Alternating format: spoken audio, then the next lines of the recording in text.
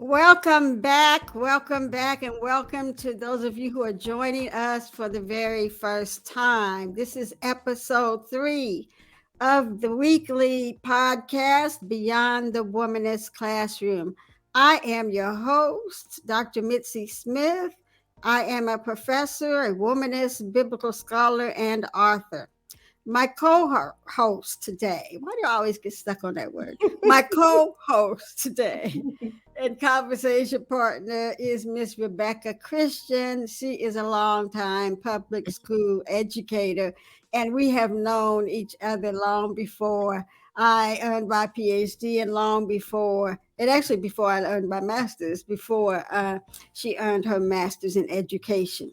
In this podcast, we discuss all things womanism, biblical interpretation, and justice. Today, we will discuss the importance of viewing the Bible as a human text and an artifact of the Black community. We are delighted that you decided to join us today. How are you today, Ms. Christian? I am fine. I am fine. And what about you? What about you? I'm doing good. These are we got 3 more days, 2 more days until we start school here. Many of my colleagues elsewhere have already started school. You started school for Yes, two we weeks now. started school. But we start on September 6th. And by the time this airs, we will have started school here in Decatur, Georgia. So we've been talking about womanism, which is somewhat new to you, Rebecca. Although you attended our Zoom dialogues, you've never sat in a womanist classroom. No. But you attended the dialogues. You are new to the Black church. So I really value your perspective and the questions that you will ask, and the comments you will make in the broadcast.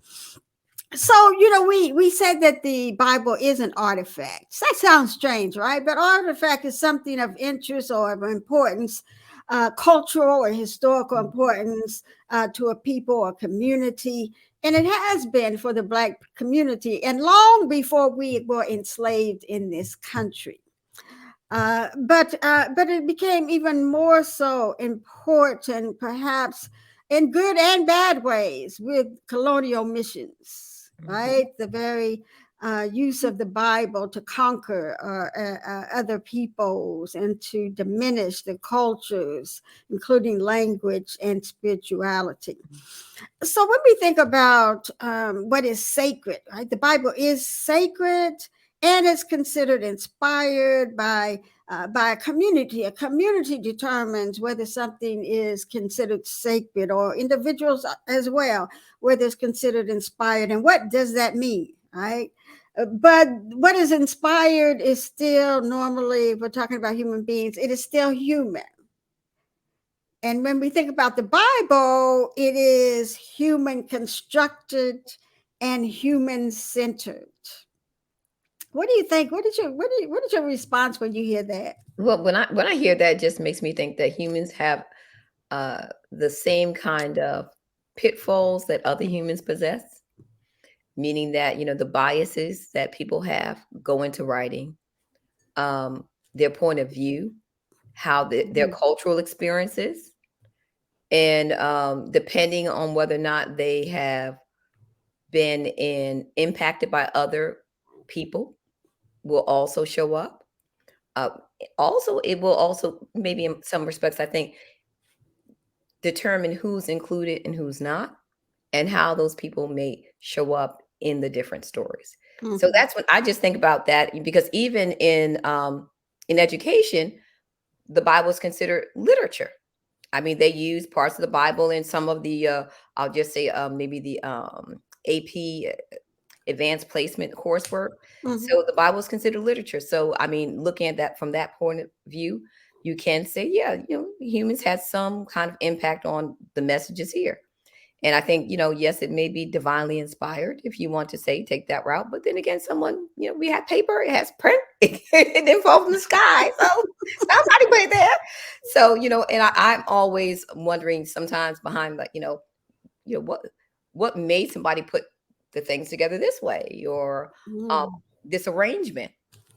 And anything that especially kind of puts, I'll just say women especially, in a light where kind of, in my opinion, maybe diminish your role. I kind of wonder, like, well, why would you put that in there? And then how Mhm. am I to interpret that? And then um, is there an effort when it is communicated through a sermon, etc., to kind of like, say, well, that's not the way that it should be. And that's not the way we feel now. Kind of, I would say just a disclaimer to a certain extent, right? That letting people know that that kind of thought pattern may not be the most productive in today's context. Yes, yes. Thank you for that. Yes, you said, impact. I wrote down some words that you said, impact, right? That the Bible has been, the people who wrote it have been impacted, like by other cultures, by the culture around them, by their own culture, by different peoples.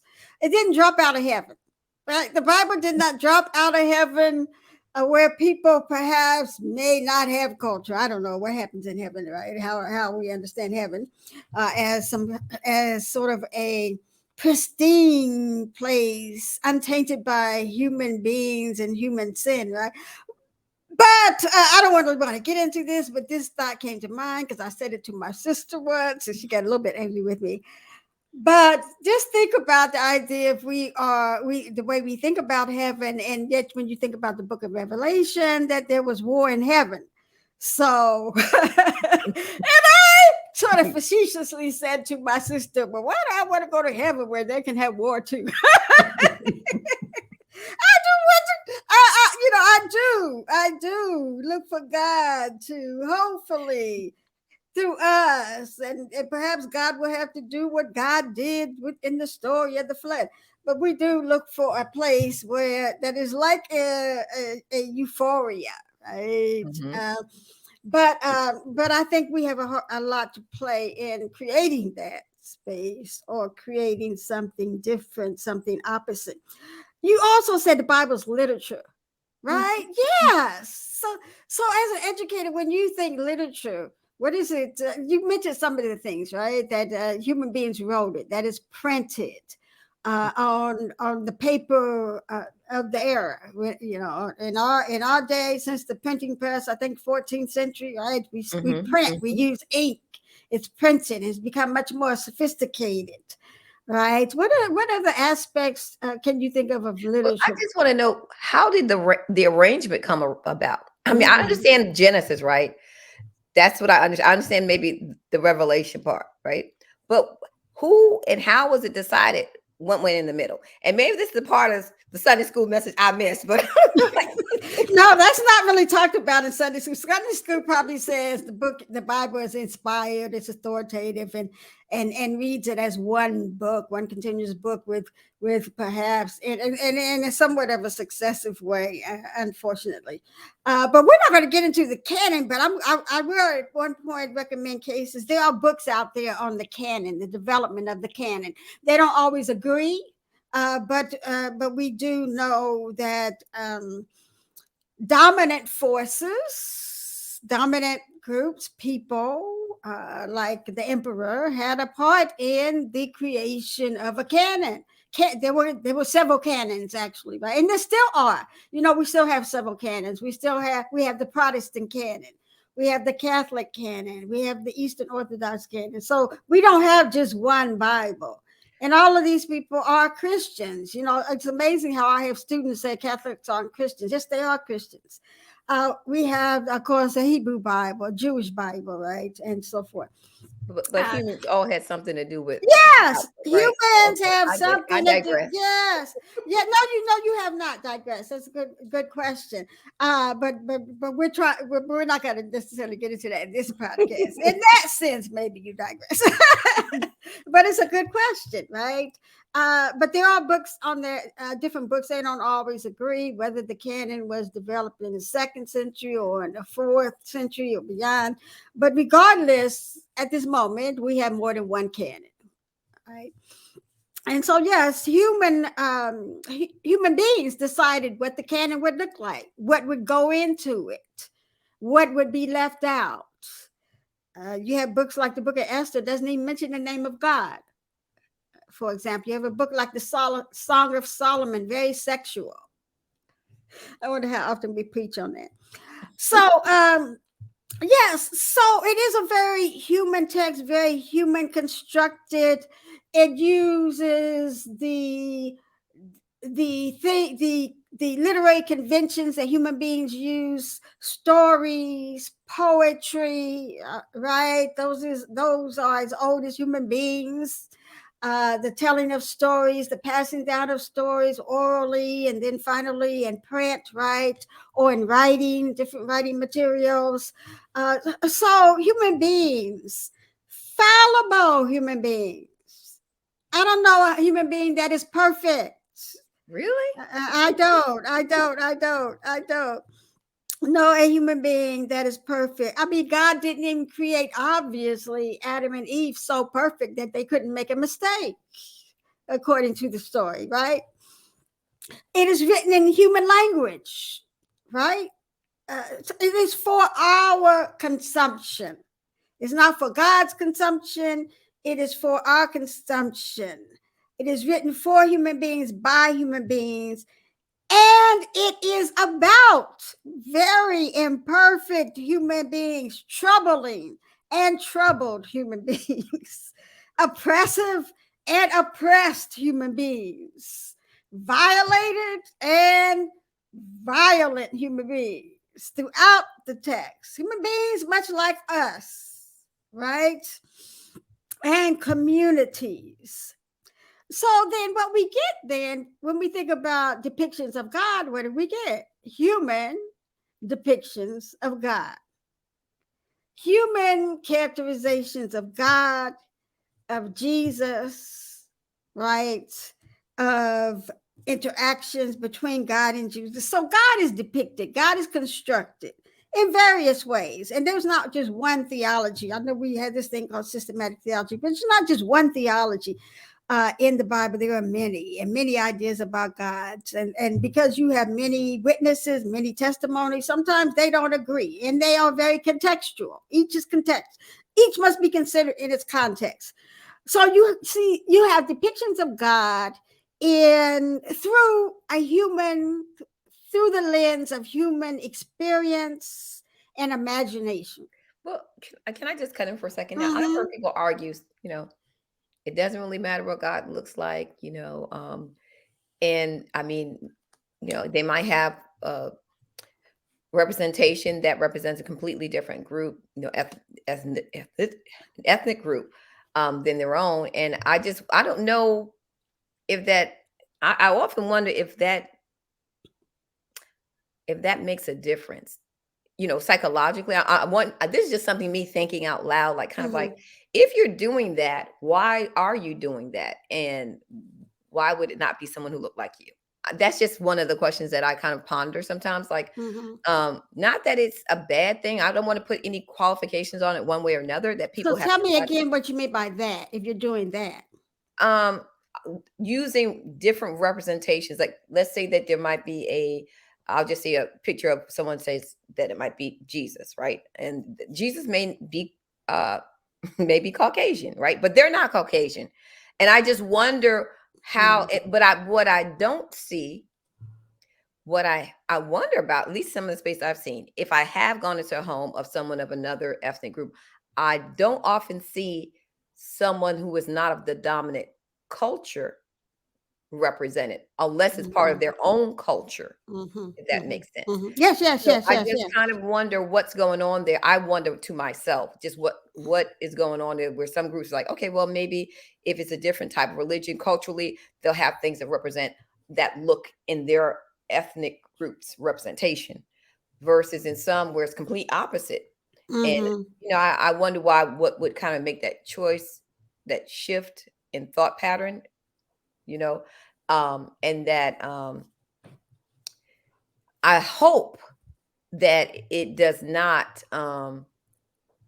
shift them, kind of like not feeling that their culture is important, because Yes, you're yes, not yes, yes. choosing someone who looks like, Mm-hmm. or almost like devaluing, in my opinion, Mm-hmm. um, representations that look like them, that are meant to Yes. be deified.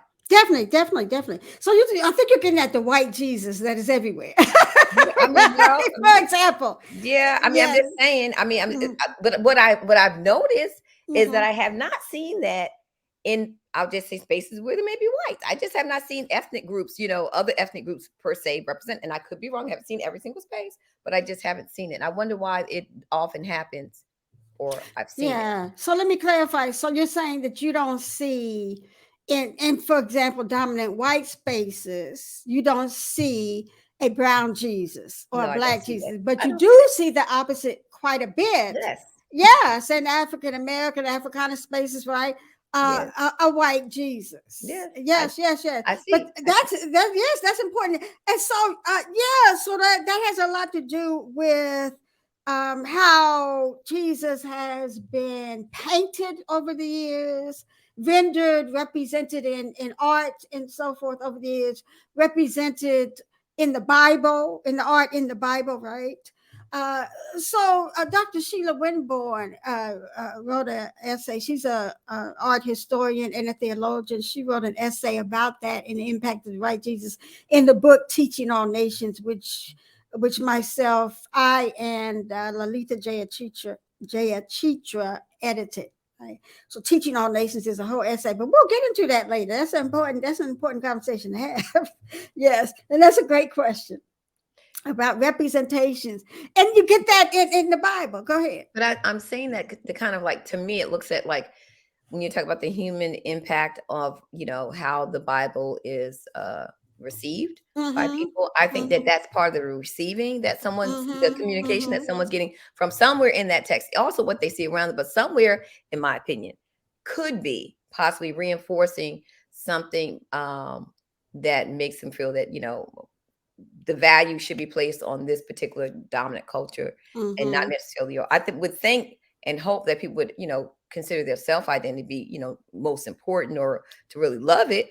But I'm not always sure that sometimes, based on, maybe some of the things that people might quote from the Bible that may be taken out of context, that may Mm-hmm. not be affirming for people, Mm-hmm. maybe kind of sometimes even not, well, I would just say they can be painful to some if Yes, they're yes. taken out of context and not really with clarification put on it. Uh, Yes.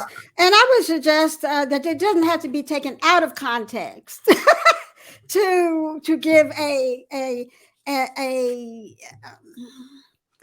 to negatively impact some peoples and to negatively impact women and so forth. But there has definitely been a whitening, and this is what Dr. Kane Holt Felder gets at in his book, Race, Class, Troubling Biblical Waters, right?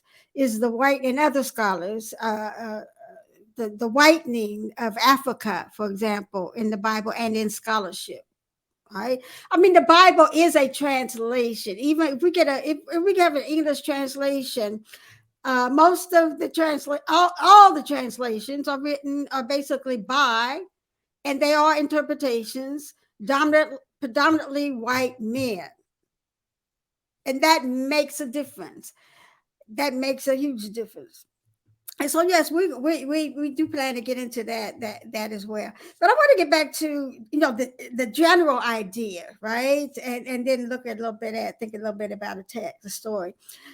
So we get this, and we can say, I love to be saying that the human experience, right? The Bible, the God of the Bible, the stories of the Bible come out of cultures, specific communities, written perhaps by elite men, right? Literate men, elite men, those who survived, for example, destruction of their nation.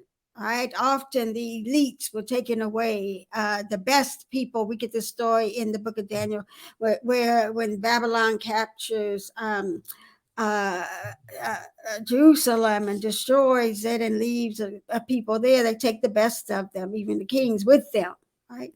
And so, who tells the story? The elites, elite men. Often, when we think about the New Testament, and we think about the way God is depicted, we get God depicted as a God of genocide, instructing people to this. I want you to have this land. Yes, there are other people in it. They built it up. They nourished the land. They've taken care of the land for years. That people have been born on. I want you to go take it. It's yours. Just kill everybody there. That's a God depicted in the Bible. There's a God who values one race or group of people over another often. Is a God who some of the prophets says don't marry foreign women, don't marry foreign people, right? There's a God who's depicted as both as an enslaver and a liberator. What do we do with this? There's a God who chooses men who are murderers and rapists to be his representative, to be God's. I'm sorry, I didn't mean to say his, to be God's or her representative, right? All depicted in the Bible. We could go on. So the Bible is very human centered, and more precisely, it is androcentric, written by men, most concerned with men, and probably most concerned with elite men. It is a collection of texts or testimonies by human beings. Testimonies. When you think of testimonies, and I have two podcast episodes coming up, thinking about the Bible as testimonies. But what do you think about when you think of somebody giving a testimony? Well, I think just the things you just mentioned. Give me messages, tell me about genocide or people. Messages, I'm like, I want to hear this. No, but sometimes they're inspiring, and sometimes, I guess, if you look at things in the Bible, can be very troubling. Yes. But I don't think that. I don't think. I'm just gonna, my experience has been when you would go into church, it's been like, and this is just lifelong, not any particular space, but it's like. It's more like people just, I felt like I was just meant to receive it and not really question and not really try to make sense of it. Mm-hmm, Like, this is a story. I don't know who the people are who put it there or the people who are the writers. I just don't, because that hasn't been I'm not a biblical historian. So I didn't seek it out. Probably should have, but it just did not. But you're receiving, like, this is the person, Daniel, whoever, and they were fought this giant and blah blah. And you get the notions of bravery, but I don't know that this person's been, maybe like I said, elite class, that is absent. And so I wondered, would I receive it differently? And I think probably putting the whole thing in context, I would kind of wonder, like, why? What is the messaging here? And I think I say in particular the parts that where there are, I'll just say degradations of like human beings or whatever. I would kind of wonder, why would this text kind of be like this at this point? Why is this written this way? Because I don't know that would be the most positive things for people to kind of get, as to receive. I think that people have tried to craft it in a way that, makes the message, connected to modern day, but not always seeing that maybe how can it take you to the next step of doing something more with where you are in life? Because sometimes I just get you overcame this difficulty or this challenge, and you overcome challenges in your life too. Okay, that's it. I get it there. But I don't think that it's been nuanced in the way that you're describing that. At least it has not been my experience. Because I don't know that people want to think about that. I'm gonna be honest. Do I really want to sit there and think in that space if that's what's really happening? I don't know that I would want to think that. Because sometimes people may not want to know, if that makes sense. I don't know, because I don't know that, that makes sense. It makes sense. It makes sense. It makes sense. That I am here reading something, then how should I read this? Would be my next question. If all this stuff is, has happened or transpired, or this is the message of what the really context is, if it's written mostly by men who, had a certain disposition about, women in class, all that stuff, how should I really look at that? And in the context today, right? I mean, and I don't want to compare to anything of today, but, there are spaces that we both know of that are hostile. And I'm not calling, that can be concerning when it comes to the thought pattern of how they feel about, different others. Yes.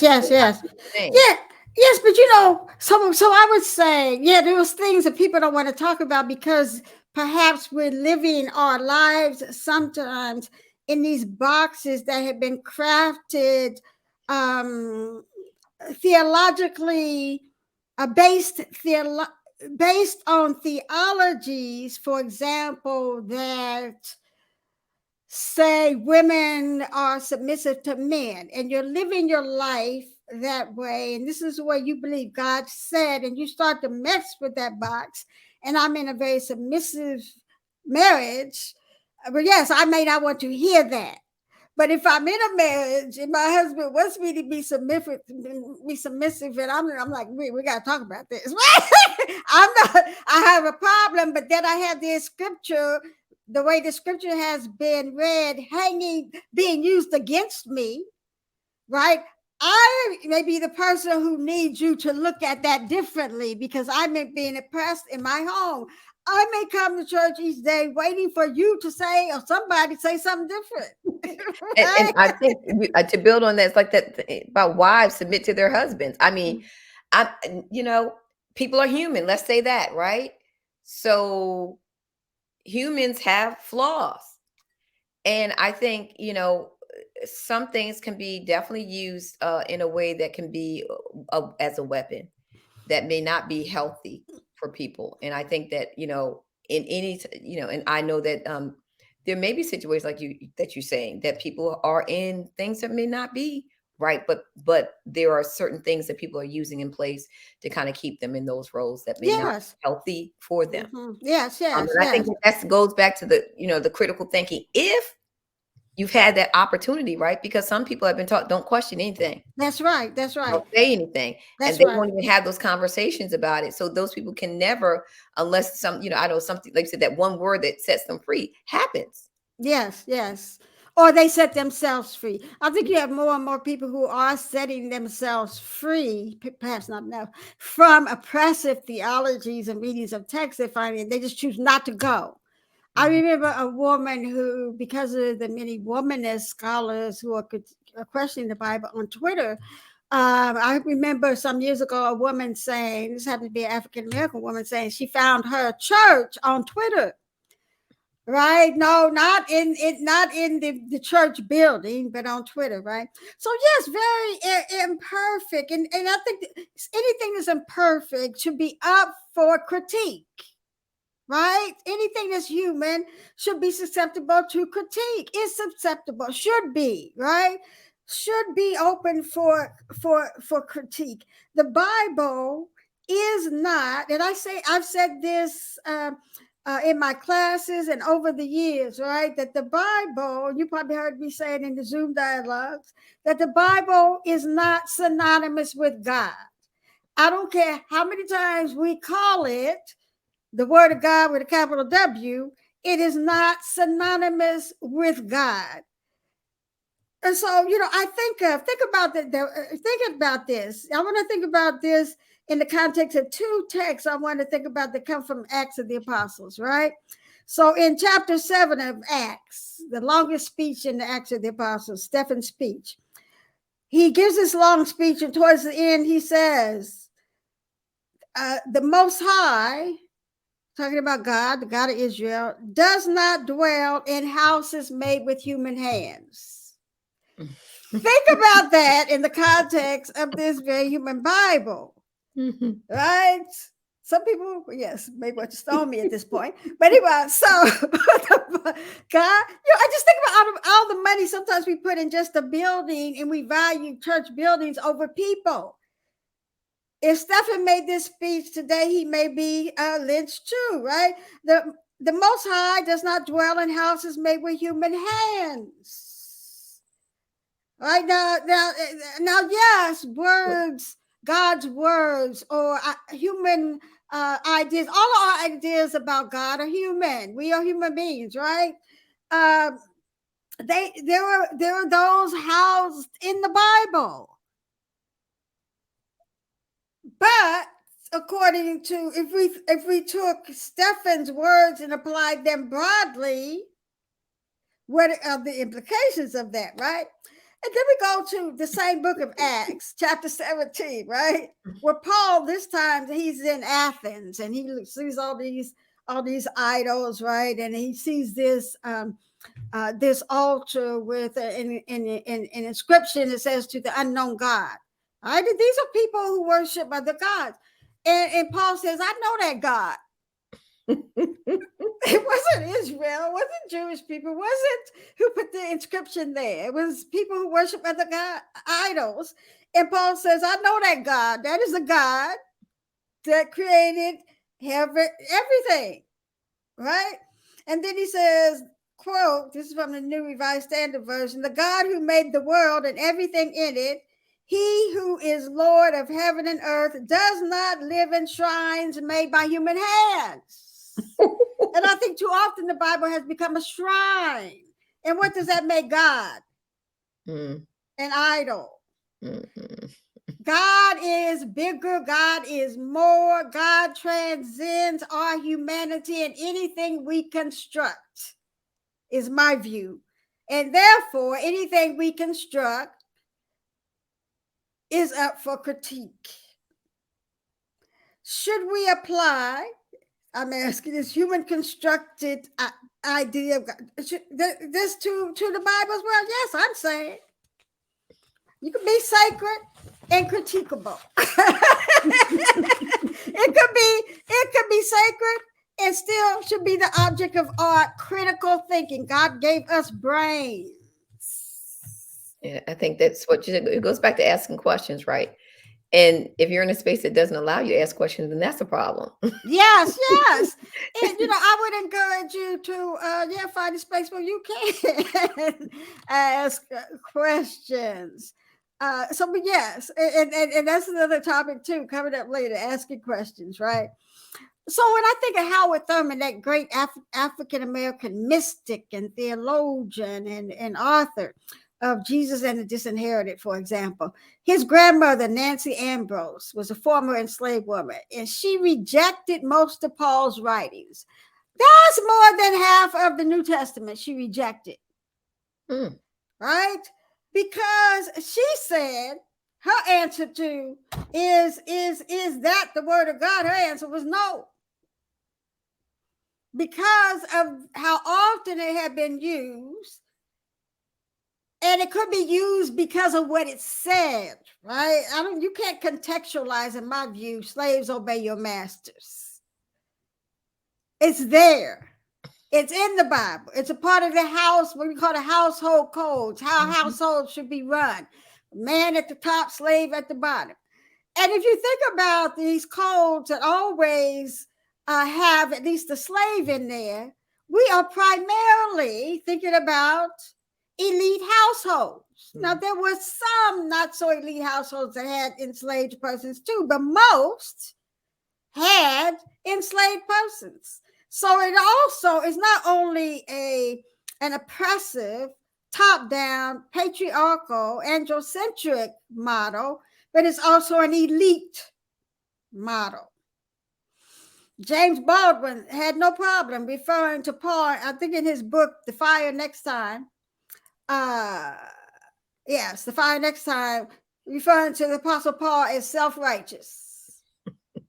But for many of us, Paul is someone we rely on more than the Gospels, the story of Jesus, right? Yes, Paul is like the foundation of what it means to be a Christian, with all his, I agree, self-righteousness and so forth. We'll get to that later too. So this means that I, as a womanist scholar, advocate for reading biblical texts with a critical eye and privileging the world in front of the text where we live, where we're trying to negotiate life, to live life, to survive. And,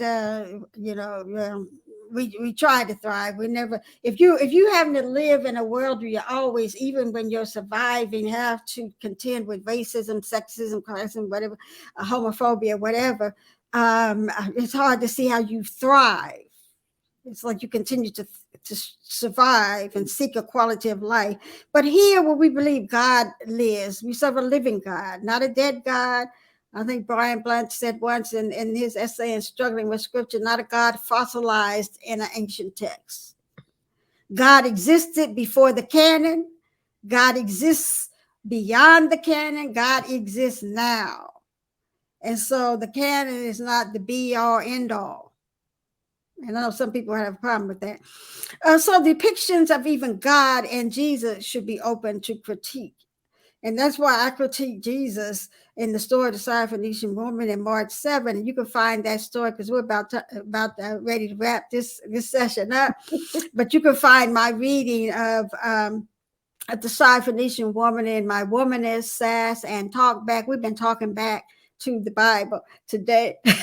You can find that essay in Womanist Sass and Talk Back, Social Injustice, Biblical Interpretation, and intersectionality is this social injustice, intersectionality, and biblical interpretation. Womanist Sass and Talk Back. It's on Amazon. It's about every bookseller. It's available from the publisher Cascade Books, as well as Gay Byron and Vanessa Lovelace's book, Expanding the Discourse, Womanist Biblical Interpretation, also on Amazon.com. Thank you so much, Rebecca, for Thank the you. conversation, your questions, your comments.